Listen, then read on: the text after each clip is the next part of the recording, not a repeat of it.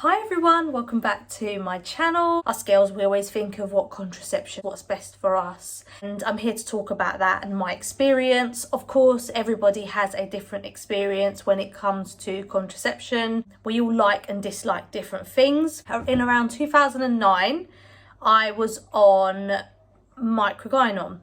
This was just like the regular pill where you have a break and you get a period. So I was on that and my body didn't react well with it. I had like mood swings, and every first day of the month, like the first day of going back on that pill, the following morning I felt really sick. And that first month I wasn't actually sick, but I just felt really sick.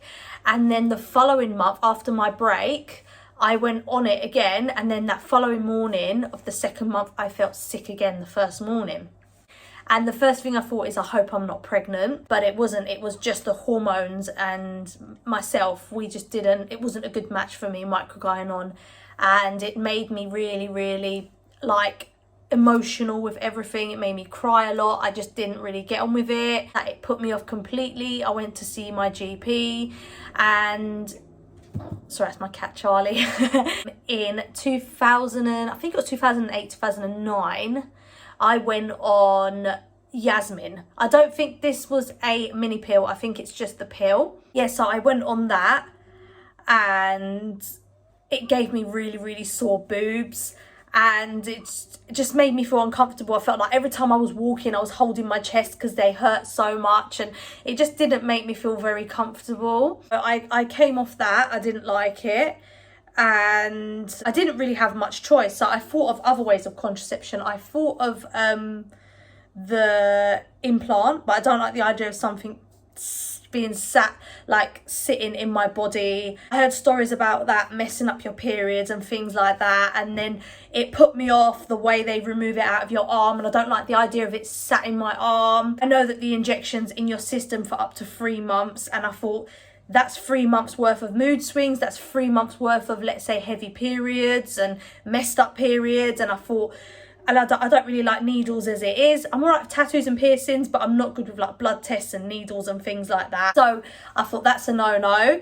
And then I was just thinking, what other ways can I go on contraception? When I went to go and see my GP, I spoke to the nurse and I told her all my symptoms with all the other pills. I think you need the mini pill. And I said, I don't know what a mini pill is. And she explained that it's not got combined hormones in there. It's only got the one hormone. And I went on it. And the first month was okay, and then I noticed I didn't have a proper period, but I had spotting. I thought, this is a little bit weird. Yeah, so I had spotting, and I was a bit like, it's all right, but it's a bit like, it kind of confuses you a little bit to start with. I thought to myself, that's fine, the spotting's probably a period, but I go on holiday at the end of the month. That was in 2016, and I remember I had the spotting in the early September of 2016, and I was on holiday at the end of September, and then I was wearing a bikini, and as you can imagine, I had a second period that month, and I don't know why, but I thought, this is really weird. I thought I already had a period. They were lighter, but I'd get 2 a month, and I thought, this is really strange. Yeah, so I thought it's obviously down to the pill, but I don't like the fact that it's confusing my body and it's confusing me. I like to be on routine. I was on it for a good few months, and then I went off it because I didn't like the fact that my periods were out of sync, and again it affected my moods. I came off it, and then I went to go and see the doctor again, and I said, I don't really have a choice, me and my partner, we're not into condoms, there's nothing else that we could go on. So I went back on the mini pill. I was on it for like 3 years, and then when I went back on it, I had no periods, like no periods at all, not even spotting, like nothing. And I noticed that even your discharge stops, everything stops. I liked the pill, the mini pill, because the side effects weren't too bad. However, the one thing I did not like about Cerazette, and I can tell you this now, is the reduced libido. massively reduced. You feel like there's something wrong with you. This is how I felt personally. Even before the mini pill, I looked into the Marina coil, which is like, I think it's like the coil that doesn't have hormones in it. It's just to stop you getting pregnant. I don't know how, but yeah, I heard horror stories about the coil and it kind of put me off. It scared me. Many people said when they went on the coil, it completely messed up their periods. It gave them severe pains, like labor pains, like they were in labor, like bad cramping, very, very, very heavy periods, to the point of they had to go and get it removed. And many people have said this to me, not just one or two. I've also looked into it on YouTube, and many YouTubers have said the same, and it completely put me off. So I thought, I don't really have a choice, and I didn't really want to go on the patch because I don't like the idea of a plaster sat on you. Don't know, I'm just really funny like that. Mini pill was the only option, really. Yeah, it takes away your libido completely. It makes you never want any kind of you're just not sexually active. You don't want it, you don't think about it, you just don't want it at all, and you feel like there's something broken. But I had no periods, no painful boobs coming on. But before a period, I did have the slight mood swing of coming on, breakouts, the headaches. But the headaches did reduce massively going on the mini pill. So now I'm going to talk to you about what it was like coming off it and why I came off it. So I came off it because I noticed that my libido was so reduced. I was like, I need to do something about it, because this isn't me at all to not want it at all. But then I thought, what else am I going to go on? I've even looked into Natural Cycle. I think it's like an app, and you take your body temperature and it tells you that you're not ovulating and it's safe to have unprotected sex. But personally, I wouldn't risk it. That's just me.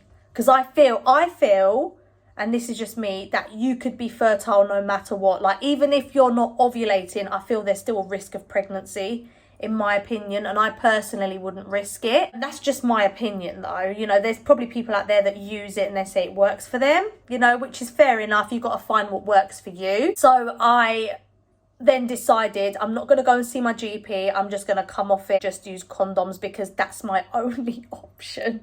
That's what I use at the moment. I know it's a bit personal, it's a bit TMI, but they're not the best, but it's probably the best thing that I'm going to go on for now. And there's no reduced libido. Libido's back. So when I came off the mini pill, my first symptom was discharge started coming back. Sorry, TMI again. Women do need to know that, though. My boobs started to hurt. Within the same week, my boobs felt sore. Then my discharge came back. And then that's when I thought, there's changes happening now. There's changes. My boobs are really sore. They weren't like unbearable, they were just more sore than normal. About 3 weeks or so later, I had a period, and that was a bit weird because I hadn't had a period for like 3 years. It was a bit strange. I was like, I did have the sanitary towels and everything ready, but then when it actually came, I was like, I weren't prepared for this. What the hell is this? I haven't seen it in years. So, but it's nice. I prefer having a period because I found that when I was on the mini pill, because you're having unprotected sex, if your boobs start to feel sore, you're going to automatically go and get a pregnancy test. Because at the end of the day, you're not using protection. Yes, you're on the mini pill, which is stopping you from getting pregnant, which again isn't 100%, it doesn't 100% protect you. So at the same time, you want to be cautious and take a test. So that's what I would do. Thankfully, they were always negative, so we didn't have to go through any routes or any of that. I would have moments where like, oh, my boobs are a bit sore and I don't get periods as it is, so I can't tell. Whereas now that I get periods, it's like clarification that, you know, you're not pregnant or anything like that, and you've done everything safely and correctly. But yeah, I would honestly say, if you're thinking of going on contraception, you have to try what's best for you. Personally, I didn't want to go on the patch because I didn't want something to be sat on my skin for a long time. I didn't want to go on the coil because I heard bad things about it and it put me off. I didn't want to go on the implant because I don't like the idea of something sat in my skin and having to be removed one day, and it just put me off.